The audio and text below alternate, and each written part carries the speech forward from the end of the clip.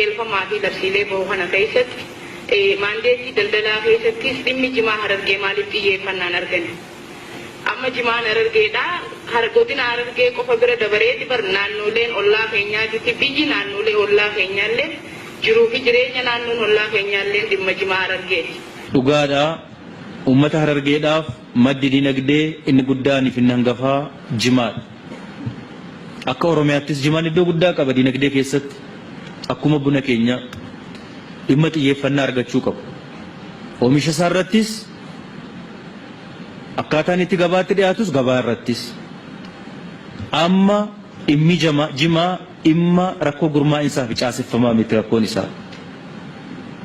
Inumaayyuu har'a irra geenyee ilaallu dhimma oomisha wajjin wal qabatee rakkoo jiru miti. Rakkoon jimaa waliin wal qabatee jiru dhimma gabaa fi gabaa duwwaa hudhaan guddaan jiru. Yoo dhuguma jimaan dinagdee qonnaan bulaa Harargeeti yoo jennu akka mootummaa naannoo Oromiyaatti wanti nuti hiikuu qabnuu fi irratti xiyyeeffannee hojjechuu qabnu gabaa. Akkamitti maasaa qonnaan bulaa tokkoon tokko irraa jimaan cabee gabaatti dhiyaata, gabaa galee immoo eessatti gabaa argatee gurgurama.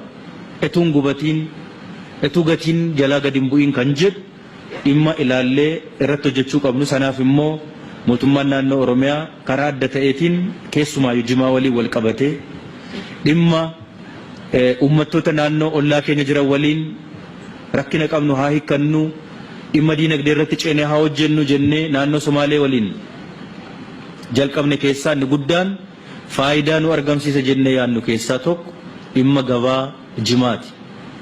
Gabaan jimaa beekamaadha. Destineeshiniin jimaa hin beekamu. Gabaa sana eenyutu qabatee jira? Sanarraa akkamitti qooddachuu qabna? Attamitti dhuunfachuu qabna?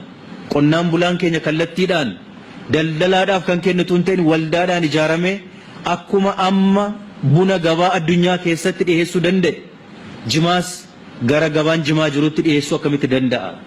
Kan jedhu karaa adda ta'een ilaallee irratti haa hojjennu jennee daldala keessatti akka hojii guddaa tokkotti akkuma hojii gabaa beelladaa kan qabamee jiru waan ta'eef kana gurmaa'insa addaa waan barbaadu miti, xiyyeeffannaa addaa fi hojimaata addaa kan barbaadu waan ta'eef ija kanaatiin yoo ilaalame gaarii ta'a jedheetaniin kanan laala.